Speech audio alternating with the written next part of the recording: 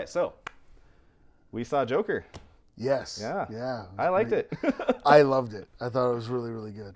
It a lot of kind of hoopla around it, but before we kind of get into that, the big stick out for me was that so it's kind of the story of when I saw Deadpool, it wasn't necessarily my favorite movie, but I remember being so elated with it because I was like, if this makes a whole bunch of money, this will be a great use case for showing that, hey, these kinds of movies can make a whole bunch of money. Right. We've had a glut, I think, of they all had to be PG-13 because they want them to appeal to this huge variety. So if you can make a movie like that, and we have a history of these 90s movies, like The Shadow. There was like a old Punisher, I think, that was like an R-rated. And so a lot of those didn't quite blow anyone's minds. They didn't really take off. And so with Deadpool, because it did, it's like, oh, great. And I feel like there's a direct line you can kind of draw from getting from Deadpool to like Logan. And now I feel like from Logan to Joker. Yeah, it was almost like Deadpool because it was like the highest rated. It wasn't just good one. It was like the most, killing box office. Yeah, killing box office rated R movie ever. And it was just like permission to, okay, now you can play in these playgrounds. Yeah, which, like I said, I mean, I would be perfectly happy for a G-rated, Hulk movie to come out now, because it's like, okay, great, that's just not for me. I don't have to see every one of them. They could even have kind of it's like the Star Wars situation where they have like there's these different animated shows, and not most fans, not one fan has seen all of the Star Wars content that exists out there, right. But they make different content for different people. And so it's also smart to kind of have that canon, just the big movies are like, look, if you only want to watch the things that are called episode whatever, then you can. But we also have like the Han Solo story. And Rebels. Right. So with this, I feel like we kind of have this. It's been different companies though, because so who just made Joker? What was the studio? Warner Brothers. Yeah, so Warner Brothers just did that one, but it was Sony who did Logan. And it's interesting because I feel like they both were... It was Fox, I think. Was that... Oh, you're right. Yeah, because they own X-Men. Yeah, I'm ridiculous. Yeah, of course. I don't know what I was thinking Sony, yeah. Well, that makes more sense because the Sony Spider-Mans are terrible. So, that's a whole other can of worms because it looks like Spider-Man just got reintroduced back into thank MCU. goodness. So, yeah, exactly. It's good news. Especially because they set him up to be basically the new... Tony Stark. Yeah, kind of replace Iron Man. Yeah, exactly. And then... who knows how the future of Captain America will work as well. So like they really need like the Peter Parker to work, and he's been working so far, so that would have been a funny one. But back on to Joker though. So this is a smaller character-driven, kind of character study film, much like everyone's made the comparisons already to, Taxi Driver. Yep. What do you call it? Robert De Niro being in it is especially, I think, a tip of the hat to us that they know, kind of what they've done here. But I don't see it as a bad thing. It's the only difficulty is that the part of me that really liked this movie wants to see 100 more of them. But I don't know if there's a world where we can get a Batman in this universe. As soon as a guy dresses up like Batman and starts punching people, I think this universe has a hard time supporting it. Yeah, I don't know. I really want to see Todd Phillips' version of Batman. I'd like to see him try, because I don't think we're ready. Honestly, I think Todd Phillips' version of Batman, I'm going to just kind of jump comics, but it's still DC, right, is going to look like Night Owl from Watchmen. Yeah, I see that, yeah. And he's going to be very, very different. Well, and I think that Chris, who made the trilogy, the Batman trilogy?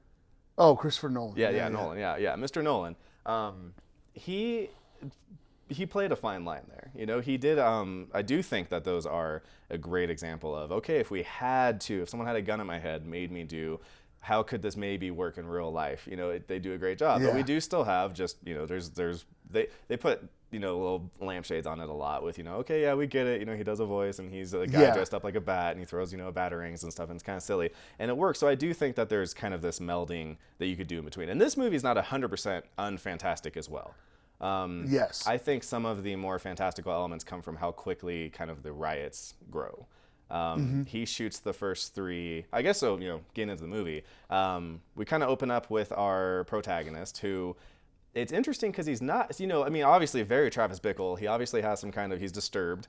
This one I think gives more of a name to it of specifically how he's disturbed. So it's not quite just guy who's a loner and doesn't have any friends and he kind of goes crazy. It's like the guy really has real problems. And, and 2/3 of the movie through, we find out that they're much worse than we even thought they were. But initially having the laughing connected to the condition, I thought was genius. it's okay. So back to Watchmen, it reminds me a little bit of The Comedian, how like kind of the joke is that he's not Right. very funny, right? And we have the same thing with the character, and I felt that same way. There was watching it again now, I was mistaken, but there was, because I'm pretty well, and I even saw Todd Phillips say that his mom had always said, you know, that he was brought here to bring joy and laughter to Right, people. yeah. But I actually was thinking when I first saw the movie, when she says in the bathtub, like, well, what makes you think you can be a comedian? Don't you have to be funny? Funny, yeah. I even thought that might have been part of his delusion as well, is that his own interpretation of his own mother may have been I am incorrect. pretty sure that's one of the things I really liked about this movie Mm-hmm. was that in a lot of ways, like King of Comedy and Taxi Driver, what you're seeing, and of course Fight Club, you know, Yeah. And there's a big Fight Club scene in this Yeah. movie. Yeah. You can't be 100% sure Yeah. of anything you see. Right. Yeah. And I very have my unreliable own narrator. theories on what parts of the movie are real. Yeah. Like I know that, well, we know for sure there's 100% certainty that all of his dates with Sophie are not real because they reveal that. They Yes. show you that. But So I have a hard time with, so just seeing it again, I'm not even convinced when she first comes to his door and asks him about him stalking her that day. no, that's Now I'm in- pretty sure that's not the even only real. the only time Sophie's real Just that elevator. was in the elevator and at and the then in in the, the house. last Okay, scene. that's fair. Because it was interesting because it kind of worked. You could imagine a world where she misinterprets his genuine creepiness for like him being funny, Right. You know, or suave. And even like the tension of like, I hope so badly that this guy's not going to murder me and skin me that I'm going to let myself believe that, you know, he's being Right. funny. But you're right. There's not a lot of, what do you call it? There's not a lot of anything that would make you believe that, okay, yeah, she'd be into this guy. Yeah. You know, up to that point, there's just not enough. They haven't, you know, he makes that kind of joke or whatever. Then he goes, kills people, and then he comes back, and when he goes and, you know, opens up the door and just starts making out with her, it's Right. like, there's not enough for this, you know, so that's a tough one. But they already established to us, you know, they show us a good hard example of them trying to, they kind of do a mini Fight Club moment with us, with him watching with his mom, the Murray show. Murray Franklin show. Because the language of film tells you that, okay, he started watching it with his mom, and now what we're doing is we're blending that and doing like a match cut into a future episode that he's now in the audience for. Right. So this is the future. So then obviously when things go way too perfectly and we cut back into that room, we've already now been through this once. So then when, you know, the Sophie situation happens, it's like, okay, fair enough. You know, this has Yeah. kind of been and that foreshadowed. I'm going to jump ahead, but I don't want to. it's fine. I don't want to Yeah. forget about this. That kind of introduces a thing. I noticed. Obviously, fatherhood plays a big role in this movie, and Murray Franklin tells him, you know, I'd give all this up if I could have a boy like you. Yep. And I don't remember the guy's name, the bigger clown guy who gives him the gun. Actually, real quick, fun fact, guy from True Detective. Yes, He's the ultimate yes, bad he guy is. from that. I was like, oh, it's him. That was pretty cool. Yeah. Yeah. But I don't remember his name yet. But he says, well, you know, you can pay me back later because you're my boy. Right. Oh, ew, He flat out says that. He says it again You in know the you're my apartment. boy. Yeah. He says it again in the apartment. We Right. need to get our story straight because you're my boy. Right. There's all this stuff about No, that's good. fatherhood. Well, you know, even when he's the same one too. He's like, oh, I heard about your beating you took, and he's like, oh, they're just kids. You know, like, I should have just let it go or whatever. So you're right. There is this kind of this father to kids, you know, kind of. Right. And he obviously is manipulating him, and so he maybe can see that in him as well. You know, that there's that need. But I almost think like he almost didn't get the gun from that guy. I'm not sure. Oh, very interesting. I'm not sure Yeah. if that guy gave him the gun or not because Well, and that scene is almost overtly like it is a straight. He does seem like he's being. Well, we don't trust it because again, language of film. He seems overtly nice. He seems so nice in that moment. When those other things come, when he's a complete jerk. The rest to of the movie. to everybody well, else and in the everyone movie. else, right? Yeah, with all he's the only one making little dwarf guy, jokes, right? yeah. Exactly. It's interesting too because he I was anticipating that there would be a big that would eventually turn into it was a hot gun. And I was waiting for Arthur to get, you know, pegged with something, especially when the detective showed up or whatever. I thought they were going to be like, oh, that gun was involved in blah, blah, blah, blah, blah. And that kind of never turned into anything. So that is a fair, I think, observation that potentially there's even that situation kind of a happen. throwaway line after he's getting fired from Hoyt. from his boss, right? Who says, He He said you tried to buy a 38 off of him. Yep. And I think that part is that real. could be real. That's a great is point. that I he saw it did twice try and to didn't buy think the that. gun off of that guy. He got the gun somewhere else. Yeah. And then just mentally Totally. Yeah. created you're the right. fact that he was given the gun. Well, and also it was the first person who cared that anything bad happened to him. And Right. so there, it's like that's his brain being like, someone gives a crap, you know? And I think that's what ultimately, well, depending on how you interpret it, did in Sophie. Because she's the only one who acknowledged him Yes. as a person. And he just had a perfectly clean, positive interaction. There was no negativity connected to No. it at all. But she was just kind of like, yeah, like she would locked anyone eyes. else. Hey, doesn't this building suck? Like, we're in it together. Yeah, right. And acknowledged him as an equal. And she's the only one that ever does that. Well, which he even says too when he does confront Wayne. He's like, "What do you want, money or something?" He's like, "How about some warmth?" Like, so obviously that's a thing, you know. And of course, the entire movie, all you're thinking is like, "Someone hug this guy," like just somebody. I think it's ironic too that with the whole we don't need to go down this rabbit hole right now, but with the whole like people are going, oh, it's ultra violent and it's a dangerous film, and the ultimate message of this movie is like, be nice to people. Yeah. Like, really give is. this dude a hug, and you could have avoided everything. When he has that huge rant at the end, that's kind of the message he brings up, is that if I died in the street, you would just step over me. You know? For sure. So, okay, so we have, this is the establishment of our character. We find out that he actually has an actual neurological problem from brain damage, which is where, the laughing situation comes up. We realize that he's delusional. I guess our next real big event we have is that he finally ends up on this train. And he runs into these three guys from Wall Street. Yeah, Wall Street. Wayne. Well, and specifically, they're like early young, gentlemen working with the Wayne Corporate. This was interesting to me because I really was partial to the Christopher Nolan take that Thomas Wayne was this really great guy. I don't know if you remember much, but in Batman Begins, he doesn't get a lot, but he's this just really philanthropic, super altruistic, and everything. Super nice, and but we are seeing it from Bruce's point of view. That's what's so great about that, is I think it's so interesting because it's like they could almost, and I think real life is kind of like this. There is a lot of truth potentially in both ends, and if you're looking at it from his point of view, especially Thomas's point of view, because he's also the one explaining it to Bruce. He gets to control the narrative that, like, look, I'm saving these people, I'm helping these people. Thomas in this movie says the same things, but we get to see it from the point of view of people who are like, oh, but how? His mom, I think, has a very astute line when she says he owes it to us. It's like there's this thing where it's like, look, this city, he got to use this city to kind of, turn into this thing. And then, of course, it's always been relatively ambiguous on exactly what, we're in tech, we're in whatever. It's like, well, I don't know what they do. Yeah, Wayne, they just do They have a lot of money. Everything. Yeah, exactly. They're it's like Acme. Stark Enterprises. Yes, exactly. Yeah, no, that's great. That's true. Or Stark Industries, I guess. No, very much so. I do agree with that, yeah. So seeing these three guys, it's like, oh, it makes perfect sense that you would have, there'd be bad apples and good, it could have been three different guys on the train that were perfectly nice guys.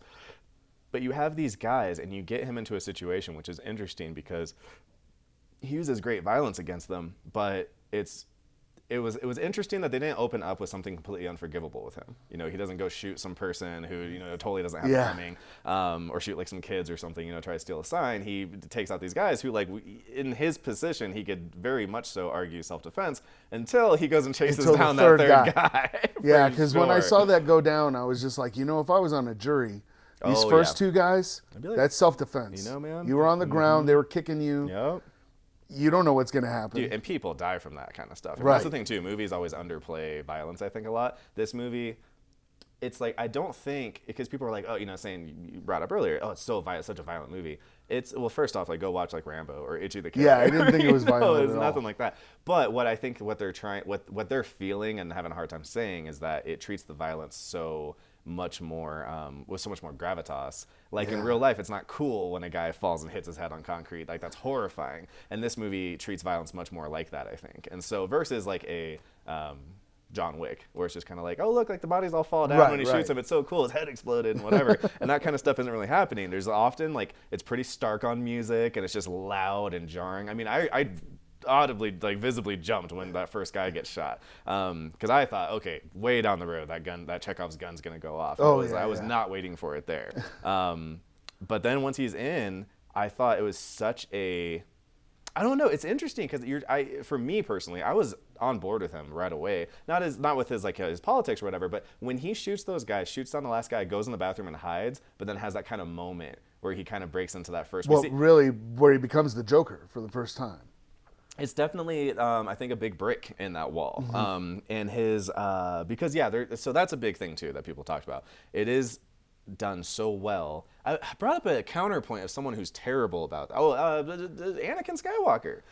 It's like they had 3 movies to make him Darth Vader, and he turns into Darth Vader, in my opinion, in like the last 2 minutes. It's not even that really. Like he's never Darth Vader. They put the suit on. But it's like, what's this imposter doing in the Darth Vader suit? Because that still isn't James Earl Jones, Like, that's just not happening. So in this one, I feel like they accomplished more of that, actually.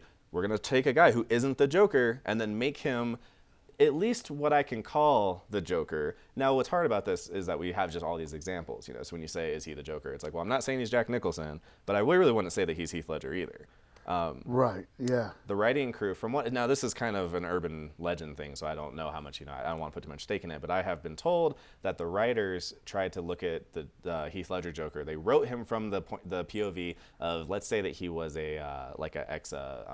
ex-military personnel. Oh, and okay. so this would kind of explain his bomb understanding and his mild weapons abilities and maybe his pissed off attitude with the government and things like that. It's not necessarily supposed to be canon, but when writing him, that was an interesting place to write him from. Okay. And that he's kind of this guy who's gone all narco after that kind of what he's seen in war, and that could also explain this could be a guy with some pretty severe PTSD issues.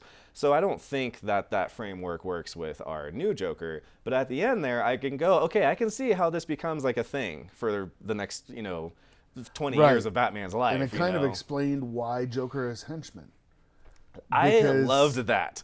I loved the idea. Well, what I loved was that there's never a scene where he goes around with flyers and hires people. No. That's always a thing. Venture Brothers used to joke about this all the time. It was like, how do these guys get all these henchmen or whatever? I love that what he does, first off, it kind of leeches onto something that already exists in that world. They do a lot. Now, one thing that some people complain, which I think is a relatively fair complaint, there's not a lot of build up to how the riots really in the protest kind of get started. It almost feels like him shooting those 3 Wall Street guys is what starts the protest in the first place. I like to think, my brain auto-corrected to that because we've heard so many people complain about the city that was already latent in the city. And there was already people wanting to protest. There was already a lot of issues. So when he does shoot those guys, the people who are more extreme kind of now start to be like, oh, here's a, V. There was, I also had a lot of V for Vendetta kind of feelings. I literally think that Todd Phillips took this from real life. And in the 80s, and I don't know if you're familiar, but in the 80s, in 1984, there was a guy named Bernard Goetz who... No, I don't think so. Yeah, so the whole story of Bernard Goetz, stop me if this sounds familiar. In 1981, he is going down in the subway, I think it was in Canal Street. I used to live in New York at the time, so that's why I keyed on this. Yeah. He got jumped by some youths, and they beat the crap out of him, put him through a plate glass window, messed up his jacket, all this kind of stuff, gave him a good beating. He went to try to apply for a gun permit, and the city denied it. So he got a gun anyway and carried it illegally. In 1984, he's on a subway car with a bunch of other people, and there's 4 black kids, well, they might not have been kids because some of them were 19, approach him, and depending on whose story you believe, they either asked him for money that they were panhandling to go to an arcade, or they demanded the money. So essentially, his version of the story was he was sitting there and the guy said, give me $5. He acted like he didn't hear him. He said, what? And the guy said, give me your money. And he stood up and he shot all 4 guys on the subway. Good calling. I think they all survived, but one of them was paralyzed. Yeah. And then he went upstate and hid for, I want to say, 7 or 8 days, and then wound up turning himself in. He gets brought back to New York City in cuffs, and here's this subway vigilante, right? Right. The Guardian Angels did a fundraiser for his legal defense. He was widely regarded as a hero in New York City. I think I can imagine now, some old lady on the news being like, "Someone had to stick up to these punks," so exactly, this is '84 New York, and people are sick of the crime wave, and he gets regarded as a huge hero. Gets elevated a couple years later. He winds up running for mayor. Wow, it really got completely out of control. Things have changed now, So I'm like, okay, you combine that with the V for Vendetta, Guy Fawkes masks with the. But I do think it came from the subway vigilante things. I mean, man, like you said, stop you. I mean, yeah, I should have stopped you because it sounds very familiar. But where it comes up there is because Wayne comments on it. Right. And that's when he calls everyone clowns. Yep. Which, and I hate to get real world political, but that sounds like a basket of deplorables. Yeah, right. Yeah. And he was, you know, they were very much, and I'm glad they didn't do this, but originally Alec Baldwin was supposed to play Thomas Wayne. Yeah, that'd be. And so they were they were totally gonna go like the whole Trump caricature route. Right. And I'm so happy they didn't do that. Well, and that's, you know, I think one could argue that if you're doing your parables too close to exact real life, then at that point you're kind of really just doing satire. Overdoing, you know, this is kind of analogous to themes in real life. It's kind of like the one-for-one thing I think is a little too much. Sometimes it gets kind of propagandistic. But having said that, I mean, yeah, I think lots of what's in this movie, these are all things we talk about on a regular basis. I mean, lots of people see these clowns, and there's a big correlation you can see between Andy Ngo getting beat up in Portland, you know, from Antifa. It's like these are things you can see. A lot of people are talking about incel. First off, I think the incel thing has been interesting because that's like it's a slur.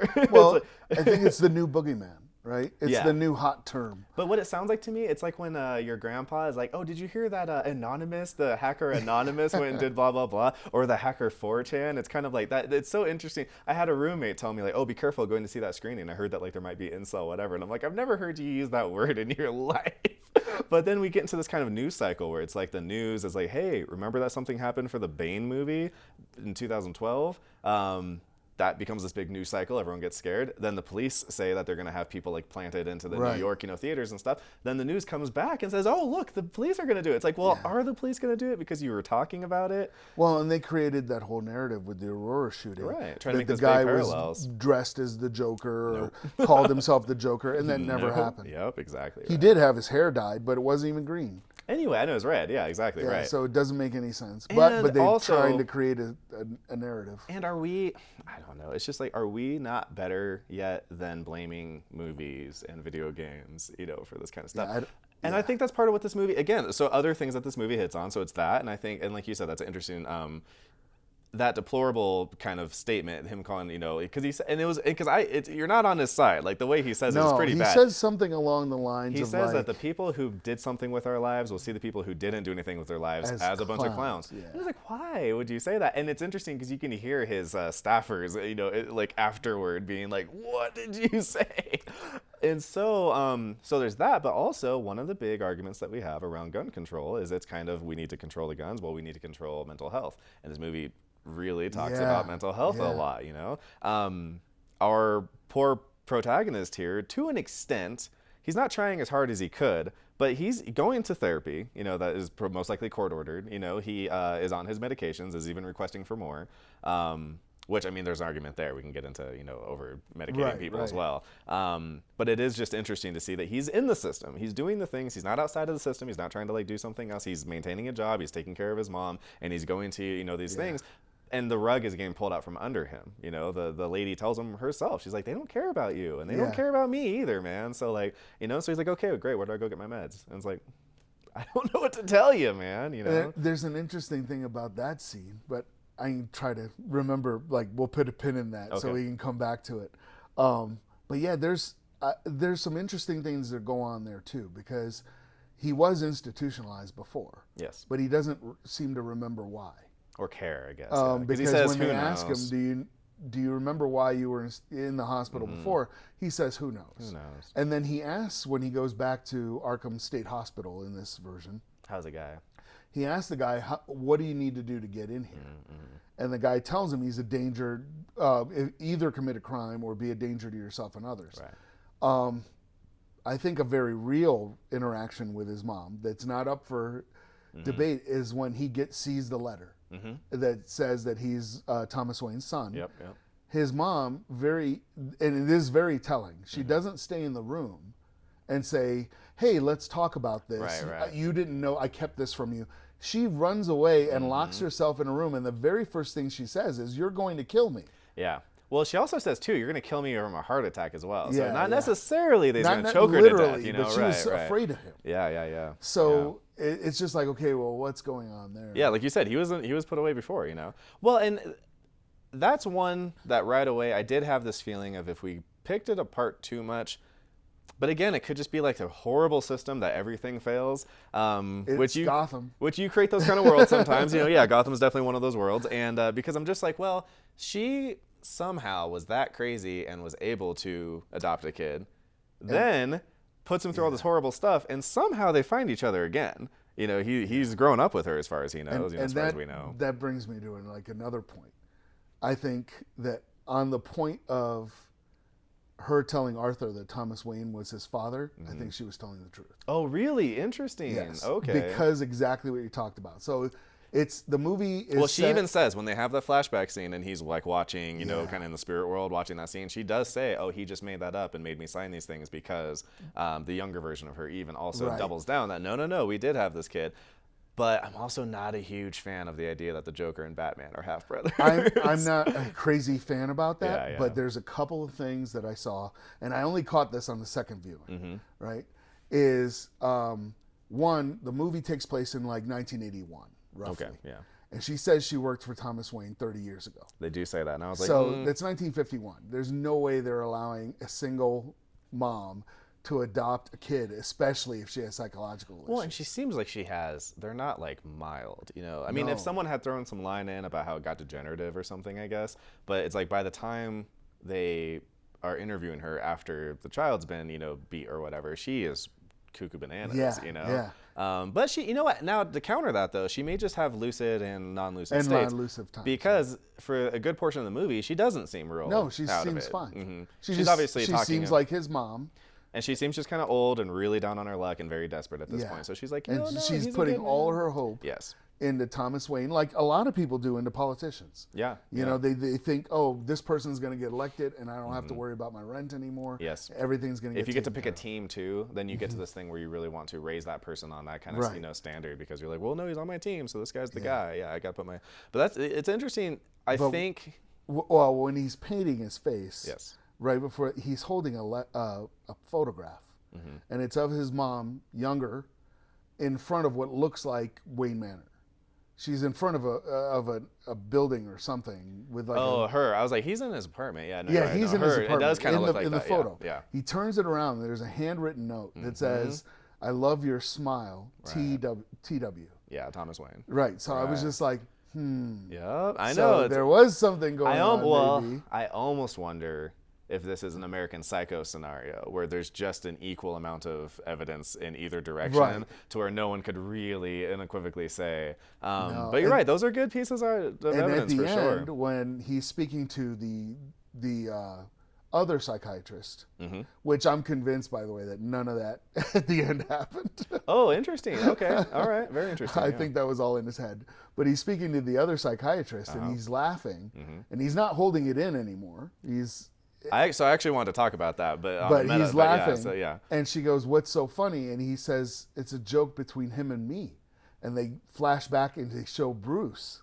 Well, so I love this scene. That's probably my favorite scene in the whole movie. One thing I love about it is that it kind of works on, it's not quite the rule of threes because his nervous laughter happens throughout the whole movie, but big scenes happen kind of rarely with the big laughter. And obviously the first one where he's interacting with the young child and the mom, you know, because that's just more... well, it establishes. Yes, it's all establishment to let everyone know that, like, hey, look, everyone sucks in this town, you know, and everyone's not going to give him a break. And it doesn't help that he's very off-putting himself anyway, right? But then we have our big one with the him going to the open mic, and he, you know, starts firebombing that in the beginning because he can't even get out the first joke because of that, which that was a heartbreaking scene. Oh my goodness. To watch. I was in the theater wishing I could fast forward because I was like, oh God.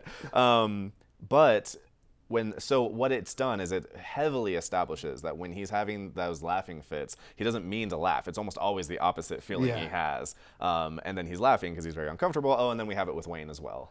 You know, and he's, well, you think this is funny? So when we get to that last scene where he is laughing there, what I loved is that everything's been teaching us that this is him not really laughing. But in that moment, he is actually laughing. And he's basically taken this on as his real laugh now. Like, this is kind of his... Well, he even has a moment where he tells his mom in the hospital how he's like, you always told me that my laugh was a condition or whatever, but it's not. Like, But this it's is not. me. And it's like, okay, like, so those are those moments where I really feel like he is, becoming our guy. Yeah. And when he does that and he has that moment, I mean, I just think the writing there is sublime. Like, those are moments that make me like want to write. Is she asks, like, what's so funny? He's like, I was just thinking of a joke. And it cuts, and it's and there's so much. I think they're purposely playing with that line because he can't know that, like, I think he's gonna turn into Batman and I'm gonna be this villain for the rest of our lives. But it's so great to have him say a line like that and then show that imagery, because it's like he knows something though there is happening. First off, the level one, I think, is just the irony that he is an orphan and his at least as far as he knows, he's an orphan, and then now this, Bruce is going to become an orphan as well. Right, because they're not directly responsible, but he is responsible. Yeah, right. Yeah, it's definitely, he's created this world now, and so there's something there. He already has this very morbid sense of humor, now at this point as well. But I also think that it's almost the movie kind of like letting us in on this, like, okay, like there's something that he's just like, something's just not going to be the same now. Like this is funny. There's something real serious, because of course for our benefit we're like, oh, he just created Batman, vis-a-vis, which is really fun. And it's interesting because a lot of people hated it because they didn't like how much it mashed them together, and I would get that, but the thing is if it's executed that well, I just don't mind. It's the same thing I feel with if you have a comic book character that's just maybe too silly, then I feel free to make those changes. Like, I'm not going to hate you for it, because if it's good, then it's like, okay, you and I have had conversations before about Fisk in Daredevil. Yeah. It's like, he's not what I remember in the 90s cartoon, but it's so much better than what was in the 90s cartoon. I'm like, hey, make the changes. So if they did have to do a rewrite where it was like, hey, look, in this universe, the Joker and Batman are half brothers, it's like, I'm not in love with that, but it's done so well. Yeah, I'm not crazy about that. Mm-hmm. I think it's like a cool, and like you said, there's enough evidence either way. Right, which is to just be like, well, is he or isn't he? And ultimately, it kind of doesn't matter. It doesn't really, I think, yeah. It doesn't really matter. What matters is the effects that the things that he's told have on him and how it transforms him. Whether these things are true or not, the problem is he already has to walk through the day with only probably half the stuff actually happening anyway, because he has all these, these lucid dreaming, states. What is very interesting, just with again, I guess just what we've been saying, watching that impact on him throughout the time, and then getting to see these moments of him just getting more. Well, he tells the orderly, the cleric guy from Arkham, how he's like, yeah, I did some bad stuff, and I thought it was going to affect me, but it didn't really bother me or whatever. It's like we're watching those layers kind of get peeled away, to then how he pretty coldly kills the guy that he works with who gave him the gun. Right. He plans, puts the scissors in there to be ready. I don't think that our Arthur in Act 1 would be quite so ready to just be like, oh, I just have scissors in case I don't know, and then I'll stab this person. Like, he stabs him no problem. So at this point, he's in La La Land, which again we've established that he lost access to his pills anyway. So then he says, he even says my that medication, I feel a lot better. Right. Mm-hmm. Yeah. What did you think about that scene anyway? Okay. One, I'm not entirely sure it happened. Okay, fair. Because of another theory I have. Okay. But two, you're like, Mysterio is in this universe. No, but two, well, I'm pretty sure he did kill that guy. Yeah. But I'm not sure what we saw is the way it went down. Mm-hmm. Is the way I should say it. The other part of that scene that I adore, right? And this is very subversive. It's because Todd Phillips got the audience to laugh at something very inappropriate. Right. I've seen the movie twice, and it happened both times. Yep, me too. You're on the edge of your seat. The score is, you're already at 11. The score is hammering you. Yes. And then the little guy goes up, and he can't reach the chain on the door, and he's hopping up. Yeah. And the poor guy has to turn to Arthur, who just murdered a guy right in front of him, to go, hey, can you let me out? Can you let me out? Yeah. And it's terrifying, because you're like, oh, he was just messing with this guy. He's going to kill him. That's what it feels like. Yeah. All of the language of the film is telling you this. And so part of what I love about it, I think the writing in that scene is so tight, because there's beats. There's levels that happen to it. So he stabs the first guy, and they easily could have done it where he boom, boom, boom, boom, boom, boom, gets them both, but he doesn't. He gets one and then sits down. And you're like, oh no, this guy. So now, like, I have to wait for you to kill this other guy. Yeah. I don't want you to kill this other guy. The guy seems pretty cool.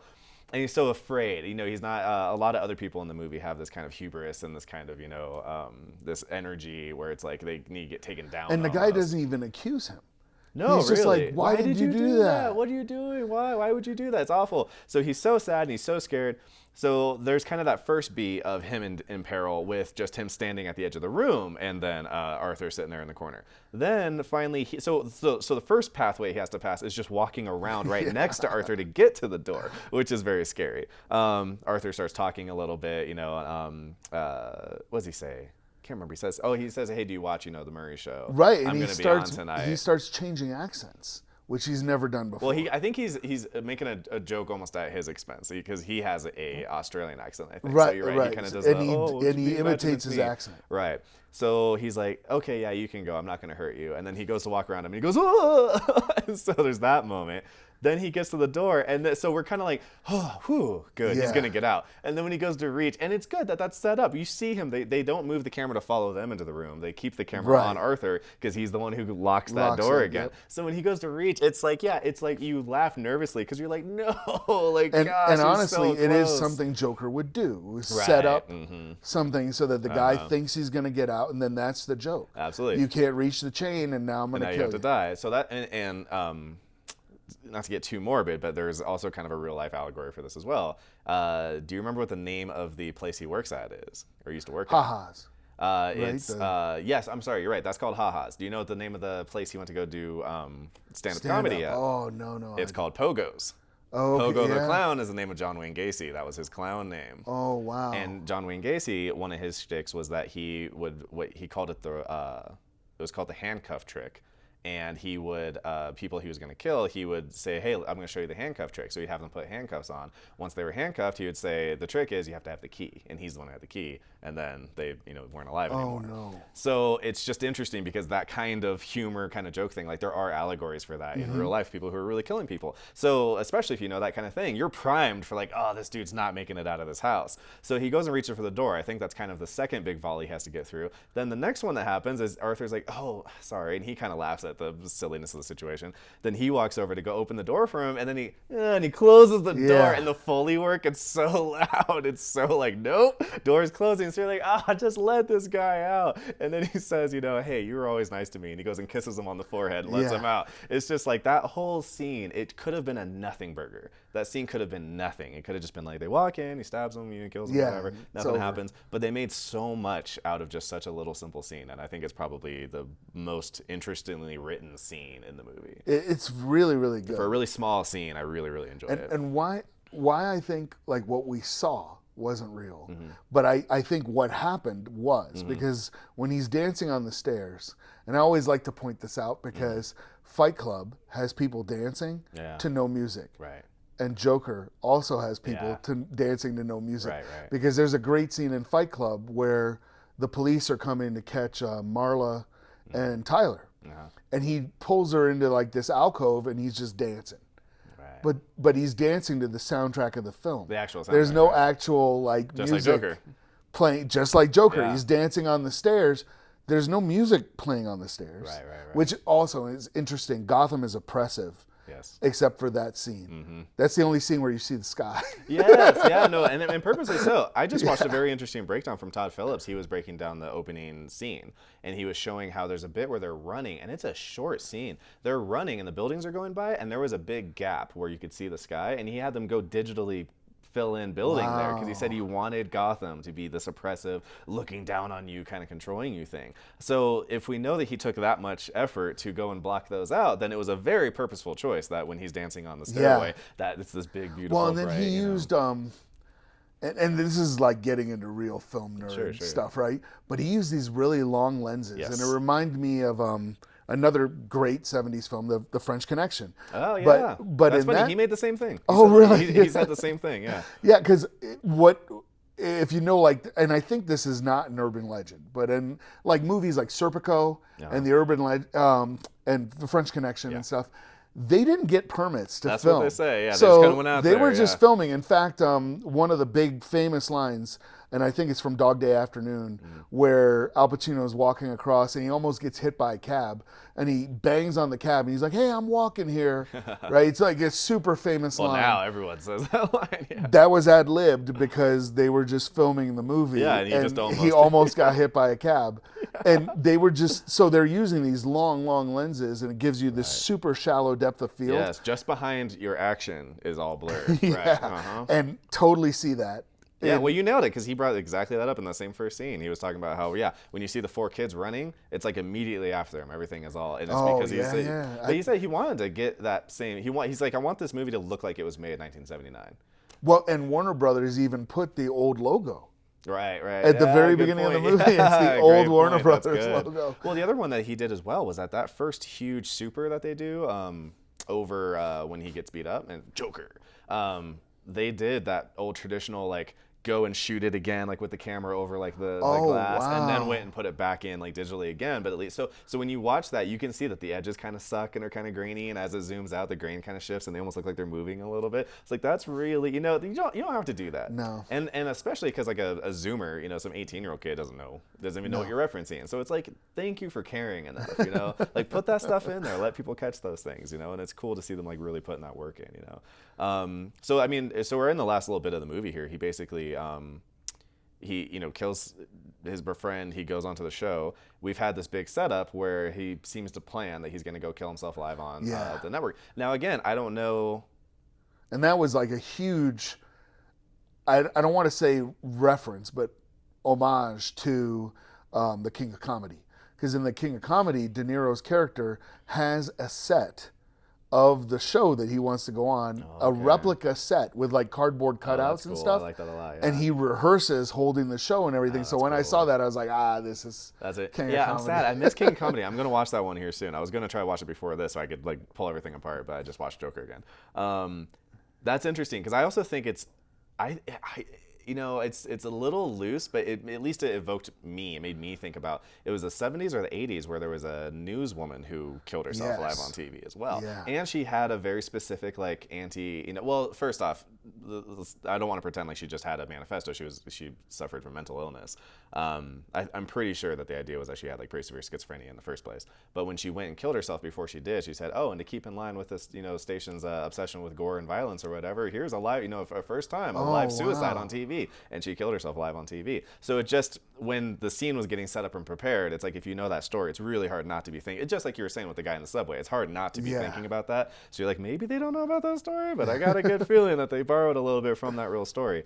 So we have that setup, which I think that was great. And again, that it used motifs we already had from the first part of the movie. It's like, we've seen him go and do that stand-up, and he's bombing in the beginning, but then we kind of drain out all the audio, and we just bring up like this very canned audience laughter at the points that he wants, and you don't even hear him telling jokes anymore. You just see him put his arms around everyone. Oh, this is so funny. And to him, it went really, really well. That's what it seems like, right? So they bring that back when he's doing his, because he's playing the videotape, and so we're hearing diegetic sound in the television, and they start fading that out, and we start hearing kind of this big audience, laughter that's being brought up when he, kills himself and thinks he has his little thing.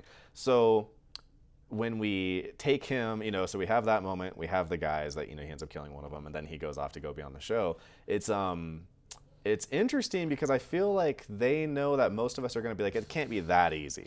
Right. Something else will happen. And you said that you had a theory, up to that point, kind of what you were thinking was going to happen. Well, I thought it was going to go with The Dark Knight Returns, because there's a scene in The Dark Knight Returns where he goes on a talk show and he winds up, he says something about like, I just want people to get me, and that's why I'm going to murder everyone in the audience, which he winds up doing. Yes. Yeah. He winds up killing everyone there with like some poison laughing gas or something Joker like gas, that. Basically. Yeah, or Joker early gas. form of some sort, right. And but I was like, this movie up until that point had not done any Joker gas, any gimmicky Joker stuff. And if he was, we'd have to have some kind of, he doesn't work in a chemical lab or something. So I was just like, I don't know how they're going to do that scene. Right.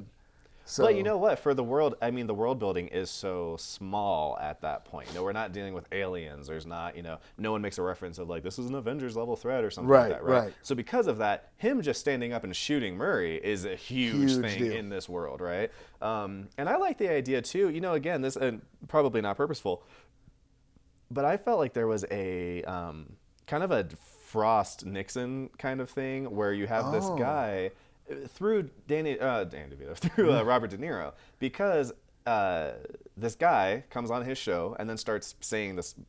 He starts admitting that he killed those three guys. Right. His producer guy off the screen is like, no, we're done with this. And he leans into it and he's like, okay, so you're saying blah, blah, blah. And so it just gives me this feeling that he feels like, hey, like, I'm going to break this story. I'm going to really get into this thing. And that's kind of what I felt with, Frost versus Nixon, is that he was this kind of comedy daytime talk show guy who was like, you know what, I have an opportunity to do something like real and kind of really dig into some real story. Yeah, and I have a question for you about that, actually, because when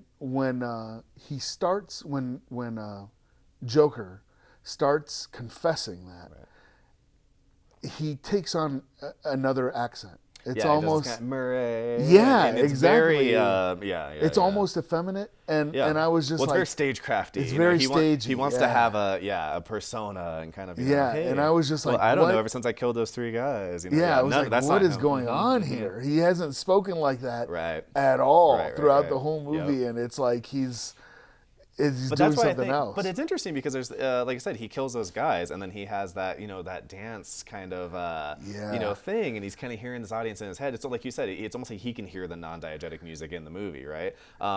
And he has those moments a couple of times. Even when he borrows the gun, the first thing he does with it, he goes home and he's, dancing. Yeah. Like, hey, you're a good dancer, and it's like, and so he's doing this kind of goober thing. To me, that was a very Buffalo Bill moment. Yeah. You know what I mean? You're a good dancer. I know. I was like, ooh, vibes of Buffalo Bill. Would you screw me? Exactly. Right. No, for sure. It so to me, that was almost like the butterfly final version of it, Oh yeah.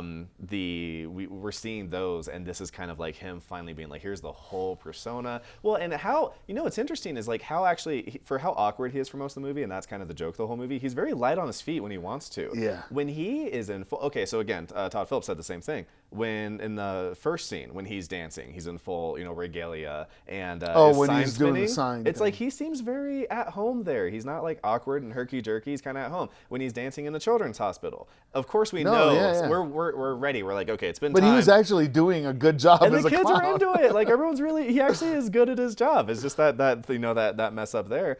So when I thought this is another segue. That's all right. But then when he goes to the Wayne Gala, right? They're watching a Charlie Chaplin festival. And everyone's dressed up like the Monopoly guy, but which I thought was funny. Oh, yeah. It's just but his dancing in the hospital and his dancing with the sign spinning was very Charlie Chaplin. Yeah. And I was just like, man, well, his outfit Phillips is doing... even... Oh, really? Yeah. I think it's Chaplin or... Buster Keaton. Yeah, they just have but that. I was like, he's got are the they doing this kind intentionally? Of look, I mean, with the piano music. Yeah, definitely. It was very like 40s, 20s. It was very Charlie Chaplin. And his outfit, I think, obviously the clown shoes are clown shoes, but he's got the vest and the short, high water kind of old. He has this very the scamp character kind of thing. I totally agree with that. Yeah, for sure. So, I mean, some of that could just be good. Just we have to have them watching something. Okay, right. Well, let's just make it something that's fits our themes and works within this or that we have the rights to. Well, I mean, that's the thing too. Speaking of spending money, it's like this definitely. It's not Avengers costing. No, it was very cheap. Yeah, it's inexpensive, because it doesn't look cheap. Like it looks great, and I think everything really works. But they don't go out of their way to have these really expensive. I guess we have so first off, a lot of things are practical. So move it along a little bit. We have he does shoot Murray. He goes and kind of tells his manifesto, in this point, which I like too, that he never says like, yes, I do want to be a symbol, which actually that was great because Murray literally asked him to his face, so you're trying to be like some kind of symbol or something for Gotham? That's Batman shtick. Yeah. So that was kind of cool. He's like, no, no, I'm not trying to be a part of those riots. No, I'm not political. I don't believe in anything. He tells him I don't believe in anything, which I think is very Joker. And then he goes and kind of rambles off to the camera that he's and that's life. And gets tackled. So when we go moving forward, he gets, captured. He's in the police car. He's really accepted his, isn't it great, that this chaos is happening because of me, which that made me think of, this probably isn't a connection, but it was interesting because a similar scene happens. Are you familiar with the anime Trigun? No. there's a character who has a heel turn, towards the end, and some horrible thing happens. Our protagonist finds out that character is the one who did it, and the character finally drops the act and goes, "Yeah, isn't it great?" And so it's just interesting because it's like that. Okay, nice, okay, we're playing with that again. All right, that's fun. But a car accident happens right there, and that's a situation where sure, it wasn't cheap, but they could have spent a bunch of money on all the CGI. But that's all very practical, which again, too, so much use of practical effect also made me feel a lot of the Nolan movies. There's so much of that, practical usage as well in those movies.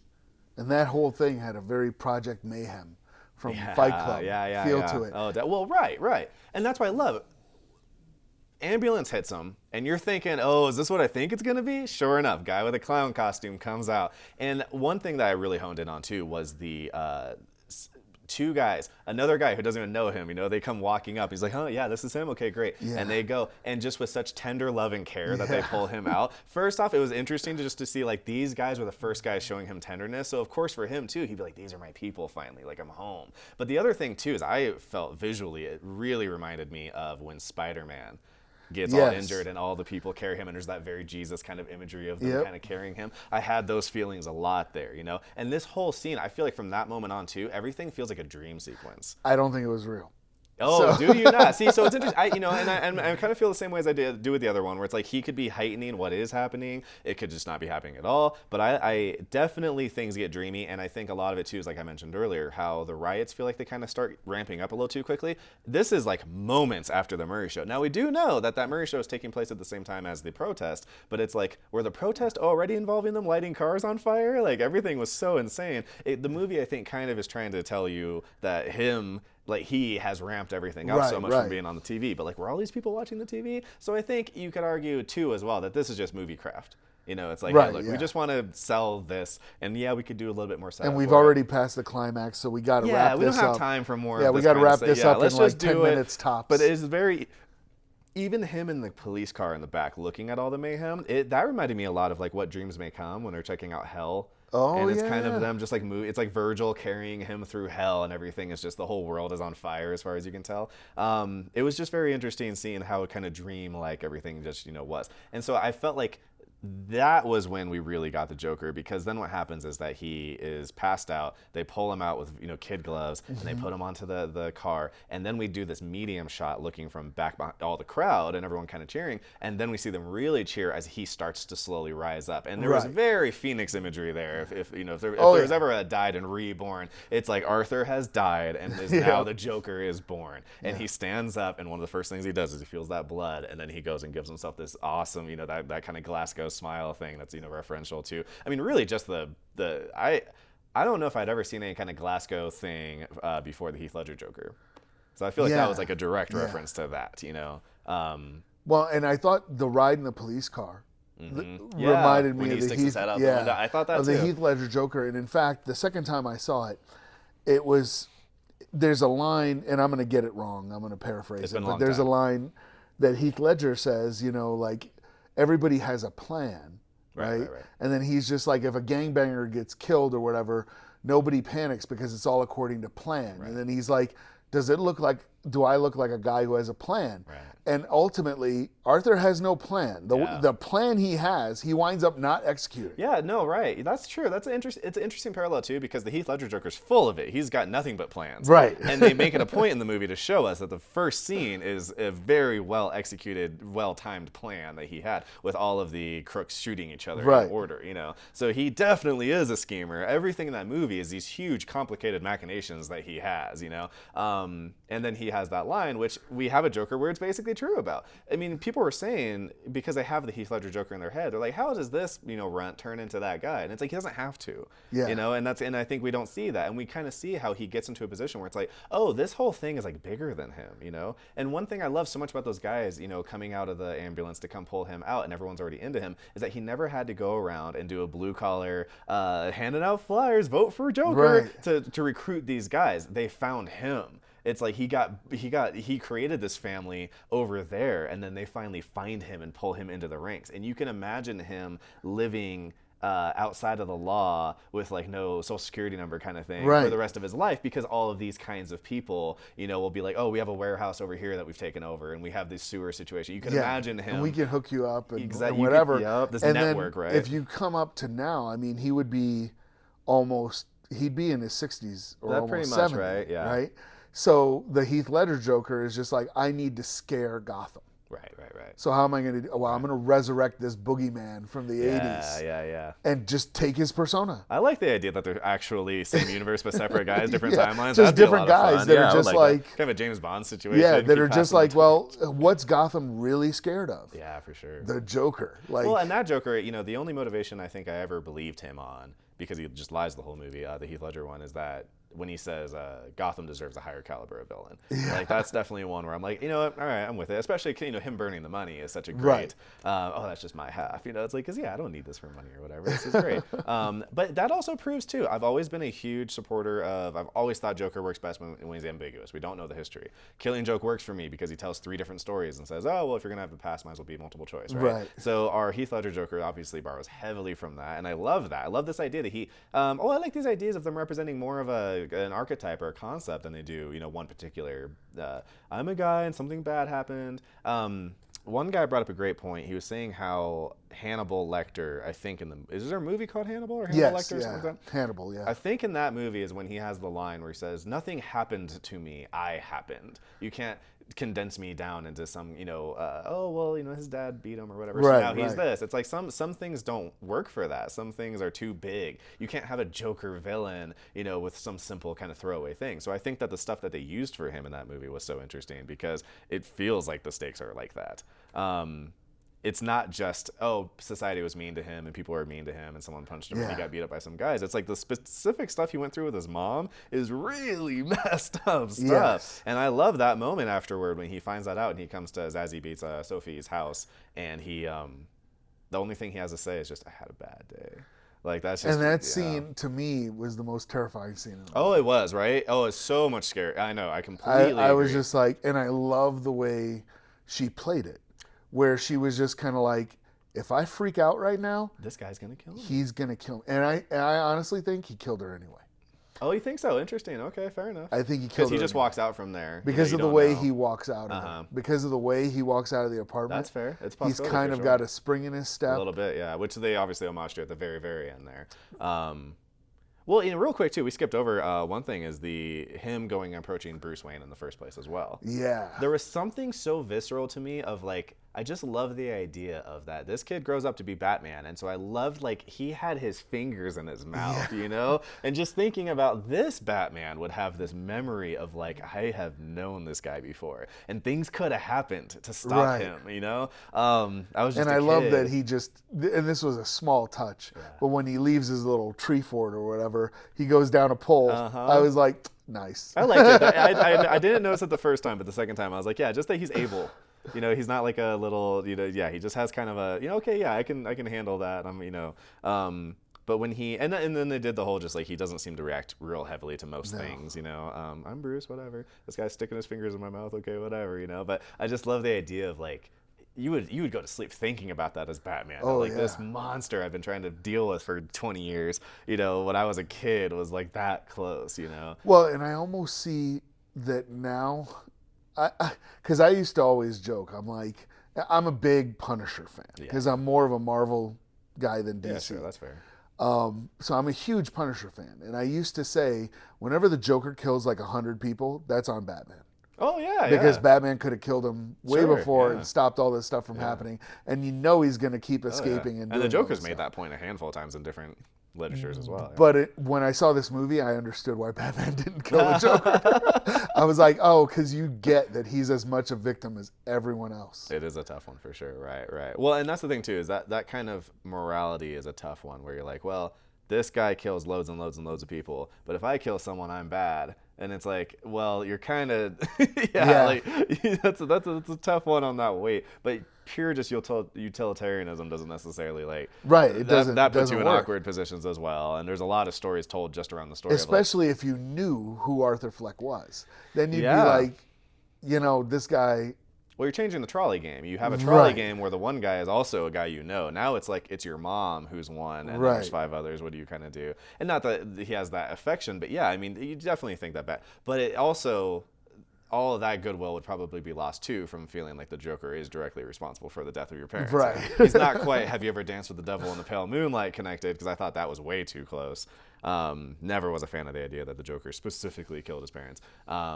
But this I thought was a great middle ground. Someone was really complaining about how he thought that made them too close, and he thought that was really silly that, the Joker was directly responsible. But I was like, no, I mean, I think that's a good medium. That's a good way to. And it was tied. I mean, through you get what you deserve. And yeah, right.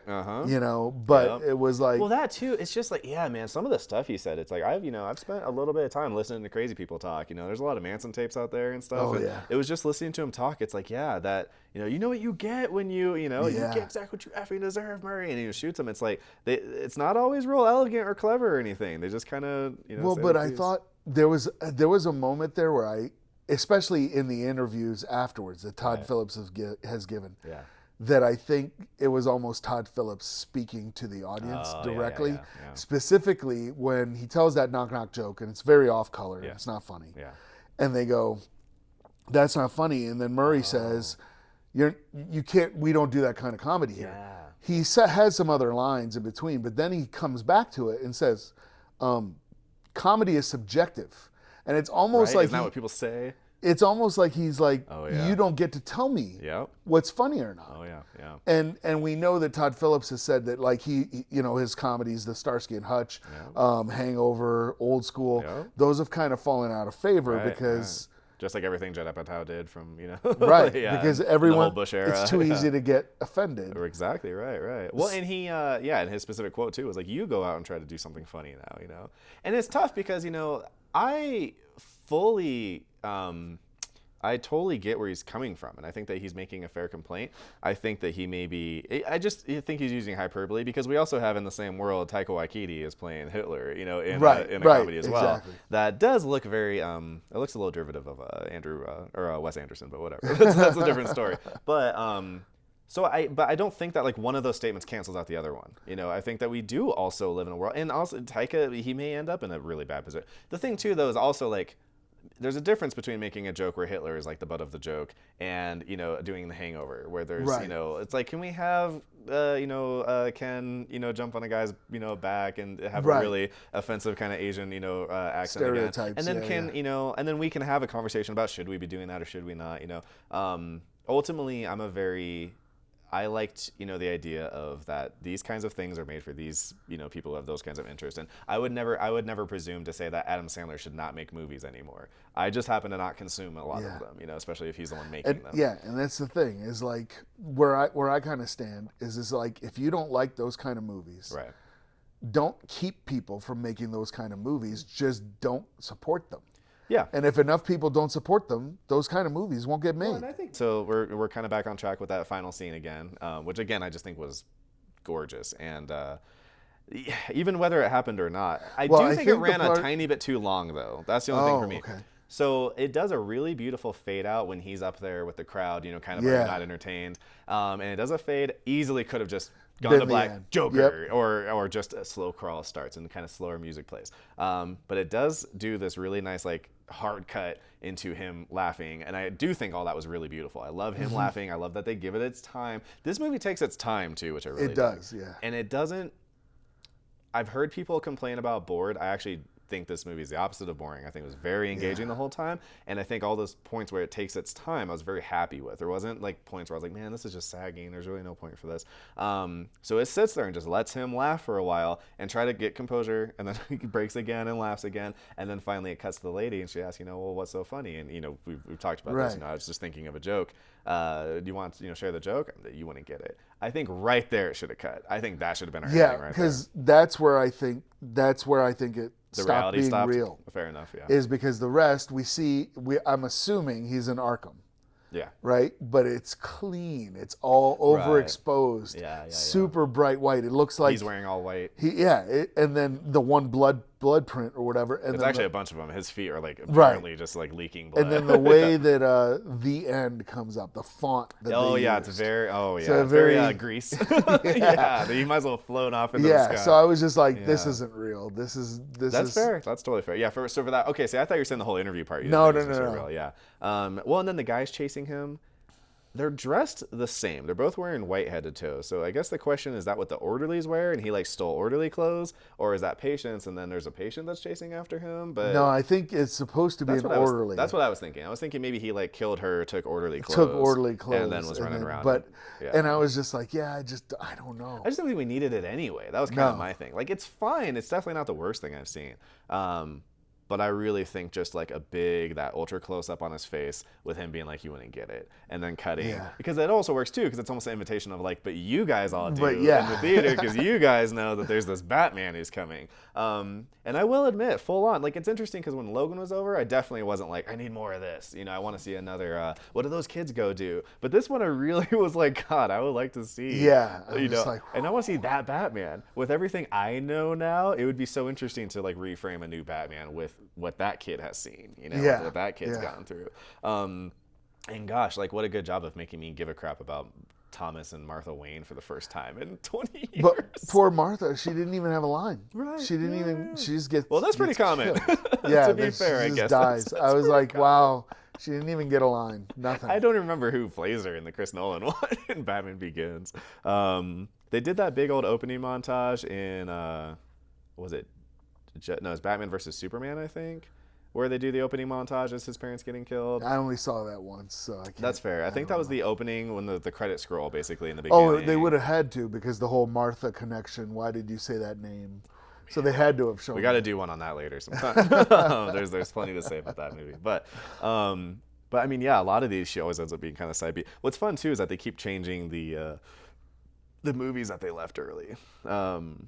In this one, I think it's Zorro the Gay Blade. Is that what they did for this one? Yeah, it was Zorro the Gay Blade. Yeah, so it's kind of cool to see them like keep, making it time appropriate. Because I think it's Zorro and Batman Begins. My favorite version of it is actually, and you have to watch really carefully to see it. It's at the beginning of Watchmen, in the montage where they have the Bob Dylan song playing. Yep. They show a couple coming out with a kid, cool. And they're leaving a show, an opera called Der Fledermaus. And right when the gunman is getting ready to shoot, Night Owl stops him. Oh, that's so And so great. That's why there's no Batman in the Watchmen universe, is because the Waynes survived. Yeah, that's really great. I like that a lot. And you have to go back and like look at it. It's very hard to spot. I love that. That's really good. Well, especially because Owl is so... he's so close to Batman. Exactly. There wouldn't be enough room in this town for the two of them, That is really funny, though. That's great. Because there was an alternate universe comic that was really cool where I think it's that Bruce gets shot, and so then the dad becomes Batman, and the mom becomes the Joker. Yeah. I have to hunt that down. I want to say that's connected to the Flashpoint stuff. But yeah. Where they did all the cool, alternate universe. But there's been a lot of really neat, Red Sun with Superman and things like that. Yeah. So overall though, I mean, I'm really happy with it. To me, this is good enough where we could talk if I started to try to give a list of how you could make it better, they're not obvious things, and it would end up it would be mostly, I think, subjective stuff. Whereas I think you can look at a, the Last Jedi, and you can make these really kind of obvious, this is 101 stuff. Do this, move this here. This character doesn't do anything. Why are they even here? Let's move this around. Let's change this dialogue doesn't make any sense. Where with this movie, I don't have those problems. Again, some people had some issues, I think, with the kind of buildup of how those riots seemed so directly connected to him. But I think these are my suspension of disbelief wasn't broken for that. I was like, it's a movie. We got to move. We got stuff to do. We're taking our time watching this guy fail doing stand-up, so we don't also then have time to have all these man, these riots are getting worse and worse. Don't you? Can't you see? I mean, I guess you could have thrown stuff in newspapers, but they kind of did. It's he's on the bed, and one there's kill the rich. Yeah, kill the rich. I was gonna say that's also when he's traveling out to Wayne Manor.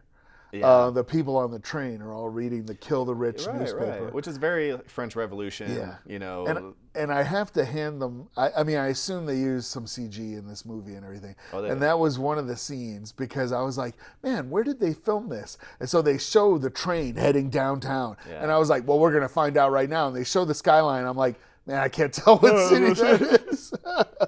It's Gotham, man. It's Gotham. They went to Gotham. You know, so that was really cool. Yeah. And then where I stuck a pin earlier, why I think certain scenes are real or not, is when Arthur is articulate. Oh, okay. And so like the second time he talks to the psychiatrist, and I think this is a really good example of why I think this, but I can't prove it. And that's what I loved about this, is that there's no definitive proof, is that he sits there and he tells her that line about my whole life I wasn't really sure I existed. Right. And she has no reaction. Yep. And then he goes, are you even listening? You don't listen. Right. I just told you this, Yep. which would be a really, really big deal. Yeah. And she answers, they've cut our funding. Yeah, she's just not even interested. And so I don't think it's not that she's not listening. I think he's not talking. He's not saying it. He's not saying anything. Well, it's all in his head. And he kind of doesn't the first time they talk. Right. She's asking him, about the notebook or whatever, and he's kind of giggles for a little bit, and she's like, hello, McFly. Like, so there is a lot of that. That's an interesting point. Because you're right, he does come in and out of being able to pretty well articulate. And not. And that's, the scene. And I think it's a sign of almost like when we get into an argument or somebody gives you a zinger or something, and 2 hours later you're driving home and you're like, man, this is what I should have said. That would have been the perfect comeback. The other scene that I think that happens is when he gets fired and he comes back and he's like, oh, wait, I forgot to punch out. I'm like, that never happened. That was in his head. You're right. That's a 2 hour later drive home joke for sure. Oh, that's what he wished he punch out. Yeah, right. that's what he wished he had done. Well, and that's what's fun is that the movie does give you so many of these bits where they kind of hit you over the head with the, oh my God, Tyler Durden was fake the whole time scene with, Sophie. So because they don't do that with so many other scenes that we do know were fake, that it does allow for, it's like any of them are pretty touch and go. Yeah. It's like so many of these things could have been different than, we expect. And at least maybe the things were happening, but he has this heightened reality version of what was happening. Right. But I do think a lot of people have really been mad about that scene where they show the flashbacks after so when he's in her apartment, like you said, it's the scariest scene in the movie. I think it is the scariest scene in the movie because you're really scared for her. And like you said, I think she sells it so much with her acting there because you can hear her breaking too. Her voice keeps going higher and higher where it's like, I just really need you to leave. It's like, I've been in scenarios where people were that scared, and there is this like debilitating, like, gosh, just don't do anything, no sudden movements, nothing too crazy. And you are right. It's interesting. I guess I didn't pick up the sinister tone there, but thinking back when she does talk to him, he does at one point like turn around and like look at her finally. Yeah. And so there is something kind of menacing. And well, she's like rejecting him at that point. Well, true, she doesn't even know who he is. Well, he does it too, I think, when she brings up his mom. Yeah. She says like, oh, is your mother home or whatever? And he's just killed his mother. And so it's like, I think maybe he hasn't killed. No, he hasn't yet. No. He just found out about the stuff. And so then he's there. She brings that up. And then he goes and talks to his mother and then he kills her.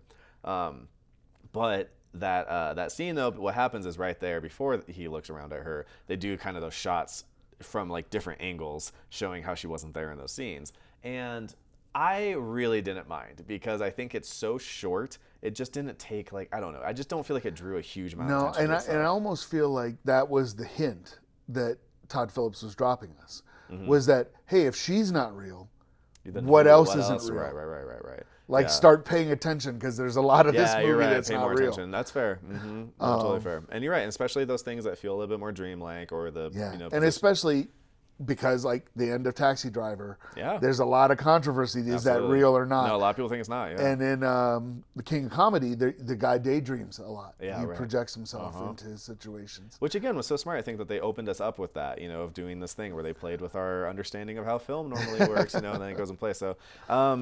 Yeah, I don't know. I recommend people go see it.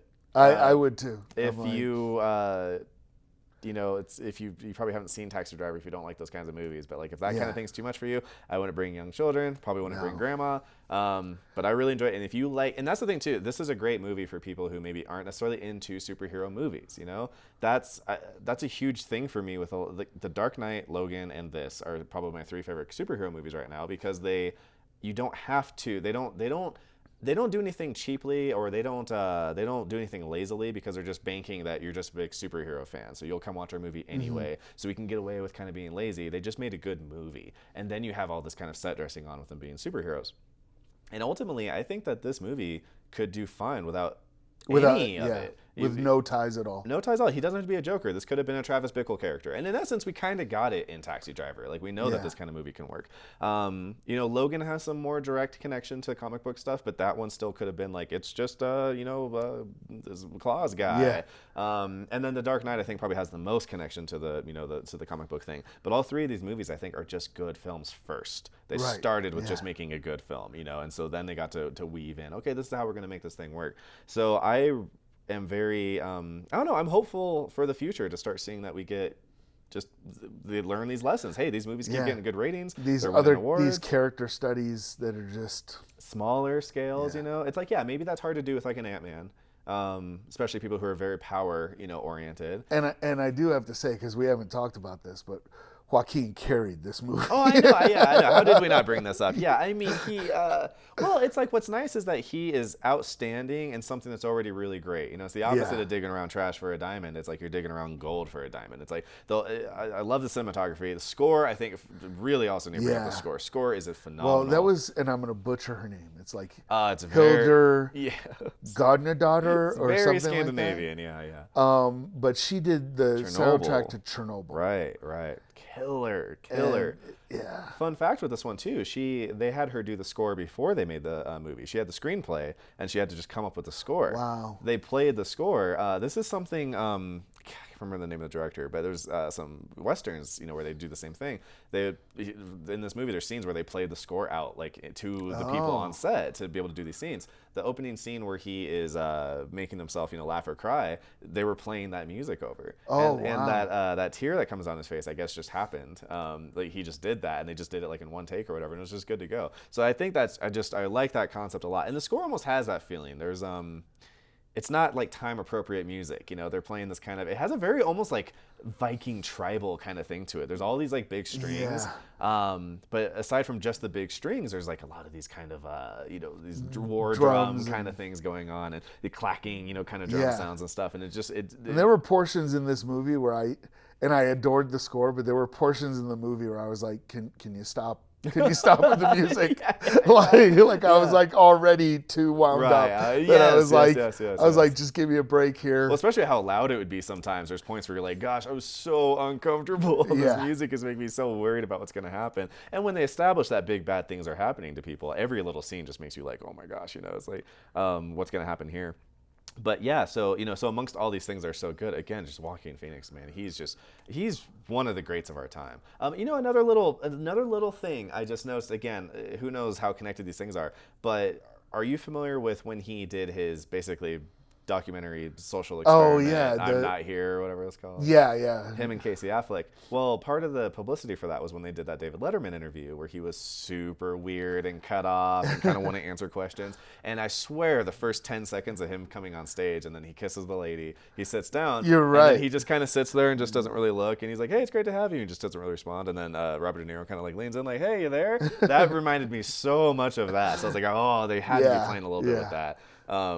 But he just stunning. He's just so good, and he can do, he can do Commodus, from Gladiator. He can do Her. He can do this. It's like he's not. Which is I love Commodus as a villain. Amazing. He's so good. Yeah, masterclass. Especially in a movie that I have gotten less hyped on as I've gotten older. It's like I go back, I still love the movie, but it's like there's the the parts that where you're kind of like, okay, yeah, that's, and some things are just kind of 2000 also. Right, yeah. We're like, yeah, that's how we used to do things. We used to do, okay, whatever. But he's still like the thing that just stays so strong. He's just so killer.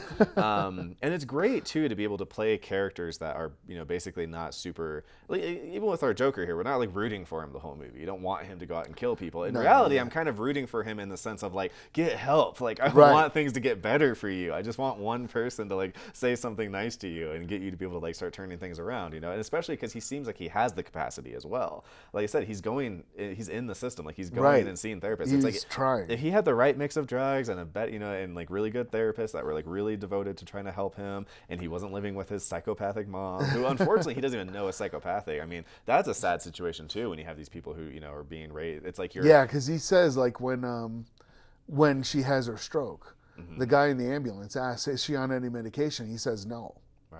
Right. So it's just like, no. He doesn't know that she's totally bad. Well, and he gets so defensive when people try to say something about his mom, you know. And it's so sad too, recontextualizing him saying, you know, like, I take good care of my mother, when he's having that kind of daydream. And it's like, it's so sad that it's like he sees himself as kind of the, you know, that role, but in reality he's been being very not well taken care of by her for so long before that, which is just so sad, you know. So, but yeah, like I said, ultimately, definitely my recommendation is to go check it out. I hope to see more stuff like this, more of these kind of smaller, you know, character-driven stories. And that's all she wrote. Would you recommend it? Absolutely. Yeah. Awesome. All right, cool. So rock and roll. All right, brother. All right. Let's do it. All right, cool.